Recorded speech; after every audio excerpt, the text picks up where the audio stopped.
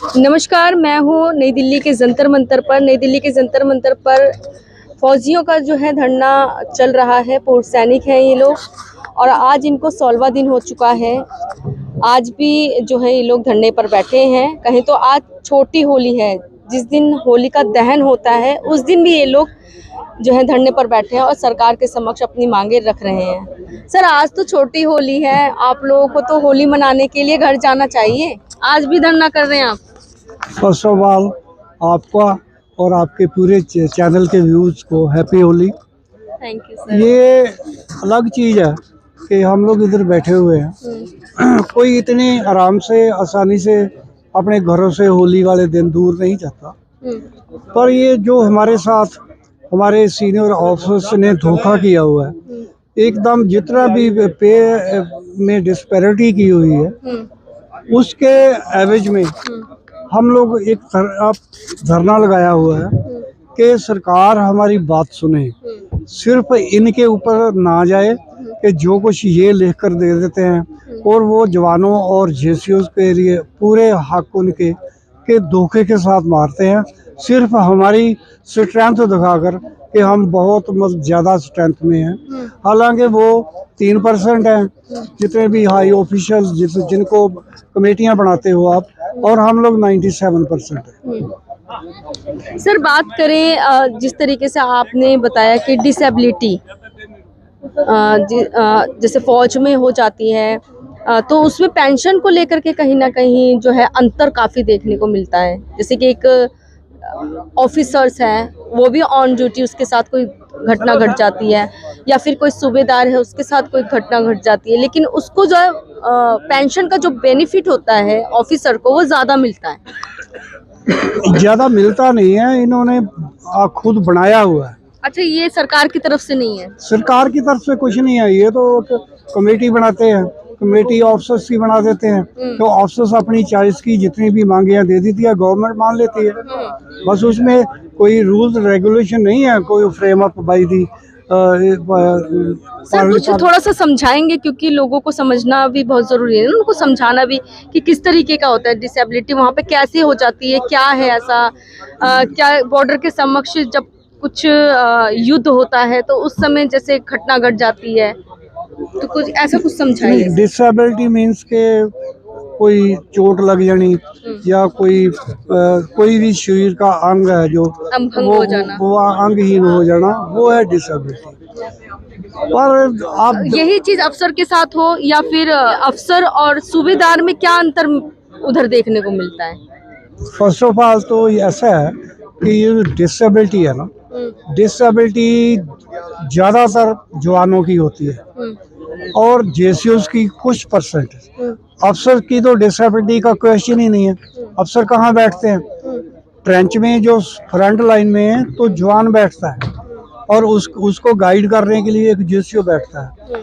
ये अफसर्स की डिसेबिलिटी कहाँ है? पूरा आप सिस्टम निकाल कर देख लीजिए, चेक कर लीजिए कि कितने परसेंट अफसर्स की डिसेबिलिटी है और कितने परसेंट जवान की है, कितने परसेंट जेसीओ की है। लेकिन पे एंड पर्क्स और पेंशन में कितना अंतर है, वो तो ज़मीन आसमान का अंतर है जितना इन्होंने किया हुआ है। अभी सिर्फ जो एमएसपी है, मान लीजिए एमएसपी है, एमएसपी जो जेसीओ की तो बिल्कुल ही कम है। उसके बाद में एक बीच में दिया हुआ है अफसर्स की 16,000 समथिंग है या 15,500 या 600 कुछ है। उसके बीच में एक मिलिट्री नर्सिंग सर्विसेज है, जिनको जो अपने हॉस्पिटल से बाहर कोई ड्यूटी नहीं करती, उसको चोट कहाँ से लग जाएगी? उसको एमएसपी जो किया हुआ है 10,500 किया हुआ है, वो किस लिए? वो उसको जरूरत ही नहीं है, वो उसकी तो कहीं रिस्क ऑफ लाइफ है ही नहीं है। हॉस्पिटल के अंदर रिस्क ऑफ लाइफ कहाँ से आ जाएगा? रिस्क ऑफ लाइफ सिर्फ एक जवान का है, उसके बाद में जेसीओ का। अफसर का तो वो भी रिस्क ऑफ लाइफ नहीं है, पीछे बैठता है। पीछे बैठकर आजकल तो सिस्टम चला हुआ है, फ़ोन पर करी जाओ, तो अभी रिस्क ऑफ लाइफ का तब पता चलता है अगर कोई वार हो तो। 71 के बारे में तो वो वार हुई नहीं है, सिर्फ इंटरनल सिक्योरिटी है। इंटरनल सिक्योरिटी में कुछ जो मिलिटेंट्स में अटैक किया वो कह लो, बाकी तो कोई ऑपरेशन का कहीं क्वेश्चन ही नहीं है कि जिधर से ये पता चले कि इनकी अपना इनको अपना रिस्क ऑफ लाइफ ज़्यादा है। इनको तो बिल्कुल नहीं है। और इनका सबसे ज़्यादा किया हुआ है 15,500, वही जो पेंशन में कैलकुलेट होता है, तो उसके बाद में इनकी तीन गुना इसकी पेंशन में ही बढ़ोतरी हो जाती है। तो सर जिस तरीके से जो आप कह रहे हैं अंतर काफ़ी है, तो उसको कैसे उसको इक्वल लाने के लिए आप लोग तो मेहनत कर ही रहे हैं कि सरकार के समक्ष आप लोग मांग इसी चीज़ की भी ज़्यादा रख ही रहे हैं, लेकिन क्या सरकार के समक्ष ये चीज़ें होंगी नहीं? उन्हें पता नहीं होगा क्या? सरकार एक एक चीज़ का तो सरकार को पता होता है, तो इसका भी तो पता होगा ही ना। सरकार क्या करती है, सरकार ने किसी भी केस को सॉल्व करने के लिए उन्होंने एक प्लान ऑफ एक्शन ले लेती है, फिर कमेटी बना देती है, चाहे वो 1 मैन कमेटी हो, 2 मैन कमेटी हो, 3। इसी तरह पे एंड पल्स को उसकी वैल्यूएशन कैलकुलेशन करने के लिए इन्होंने अफसर की जो है ना कमेटी बना दी। उस कमेटी में क्या किया, अफसर ने क्या किया, जेसीओ अदर रैंक की जो है वो कैलकुलेशन 2.57 से कर दिया और अफसर की कर दिया 2.81 के हिसाब से। इसी में कितना फर्क हो जाएगा, कम से कम इसी में ही 783% अफसर्स को ज़्यादा हो गई, और जो हमारी तो जो है माइनस में हो गई है। जो OROP 1 एंड OROP 2 में जो जेसीओ रैंक है उसकी तो माइनस में है, 1690 समथिंग है, और उसमें भी जवान को भी कुछ नहीं मिला। अगर किसी को मिला है तो बहुत कम मिला है, वो भी नायक रैंक को मिला है, जिनकी पूरी जितनी भी एरियर है वो 60 से लेकर 70,000 तक होगा। तो वेयर एज अफसर्स का जो एरियर है वो कम से कम भी 6 लाख से किसी का कम नहीं है। एक सर होता है ना अर्धसैनिक बल और एक पूर्ण सैनिक बल, तो आप लोग सब पूर्ण सैनिक बल के हैं क्योंकि जो बॉर्डरों पे हाँ जी, गृह मंत्रालय के अंडर में आते हैं। ऐसा है, जितने ये अपना छोटे दल हैं जिसको आप CRPF बोल सकते हैं, तो वो जितने हैं वो हैं, उनकी जो सर्विस कैटेगरी है ना, या टर्म्स ऑफ सर्विस है, उनकी 58 ईयर या 60 ईयर है। वेयर एज हम लोगों की जो सैनिकों की है वो हम लोग रिटायर आ जाते हैं 35 से लेकर 45 तक, इररिस्पेक्टिव टू देयर रैंक। तो जो पैरामिलिट्री फोर्सेस है वो सर्व कर सकते हैं 60 ईयर तक। तो ये लोग बोलते हैं कि 60 तक जो जाता है उसके लिए OROP नहीं है।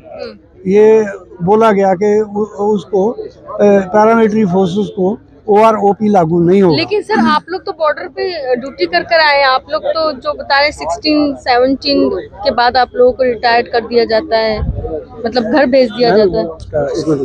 हाँ। उसका वो एक गवर्नमेंट ने पॉलिसीज बनाई है कि जो सेना को जवान रखने के लिए, जैसे जवान है तो वो रिसाइकलिंग होता रहेगा, कि अगर जवान की सर्विस जो है ना 15+2 होती है तो उसके बाद वो रिटायरमेंट आ जाएगा। ये पॉलिसी कोई हमने नहीं बनाई, ये सरकार ने बनाई है सेना को जवान रखने के लिए, ताकि अगर कोई वार होता है या कोई लड़ाई होती है तो उसमें जो है ना हमारे को कामयाबी मिले। और दूसरी बात, मैं आपके चैनल के माध्यम से हाथ जोड़ के मैं केंद्र सरकार से ये प्रार्थना करना चाहता हूँ कि देखिए, आप पॉलिसीज बनाती हैं केंद्र सरकार, और पहले भी सरकारों ने बनाई है, बहुत अच्छी बनाई है, हम उनका स्वागत करते हैं।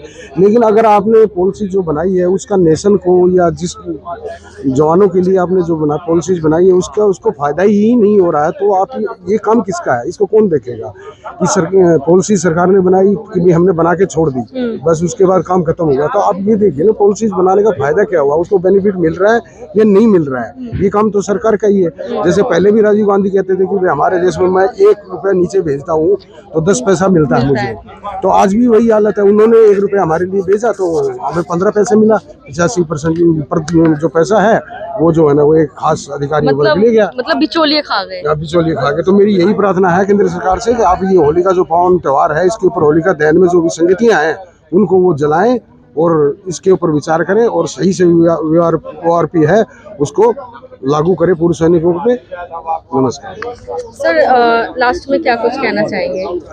हम कुछ नहीं, हम तो सरकार से ही अपील करते हैं कि जितनी ये बेनियमियाँ हुई हैं उनको रेक्टिफाई करें, और हम भी अपने घर में जाकर होली मनाएं या कुछ भी करें अपने अपने बच्चों के साथ। अगर तो हम आपकी लोग समस्या नहीं होती तो आज आप होली वाले दिन यहाँ पे थोड़ी ना बैठते सर, अपने हाँ। घर में होते, त्योहार मना रहे होते अपने जो परिवार है उनके साथ। हाँ, ये आपकी बात बिल्कुल करेक्ट है, पर फिर भी हम जितनी हमारे साथ हुई है उनको हल करवाने के लिए तो इधर बैठ सकते हैं। वो तो तब तक बैठेंगे जब तक वो हल पूरी नहीं होंगी। तो क्या कुछ जनता से कुछ कहना चाहेंगे? जनता से हम लोग कुछ सिर्फ होली की मुबारकबाद ही दे सकते हैं, और अपने घरों में खुशियों से होली मनाएं। और हम लोग इधर ये बैठकर सरकार की से अपील करते रहेंगे, और ऐसे ही बैठे रहेंगे जब तक सरकार हमारी मांगों के ऊपर एक्शन प्लान कोई नहीं लेते। तो ये थे हमारे साथ सूबेदार मेजर सुखविंदर सिंह जी, जिनका साफ तौर पे कहना है, सुखदेव सिंह जी, जिनका साफ तौर पर कहना है कि जब तक इनकी मांग पूरी नहीं होती तो ये लगातार ऐसे बैठे रहेंगे। तो आप लोग खोज खबर को देखते रहिए, खोज खबर को सब्सक्राइब कीजिए, लाइक कीजिए, शेयर कीजिए, कमेंट्स करना ना भूलें। धन्यवाद। हाँ। मैं कह रहा हूँ आपके चैनल के माध्यम से व्यूअर को भी कह रहा हूँ कि लाइक और शेयर पे अंगूठा टेको, और शेर का उतार दो फितूर, ताकि समस्या हो सके पूर्व सैनिकों की दूर। थैंक यू, धन्यवाद। धन्यवाद।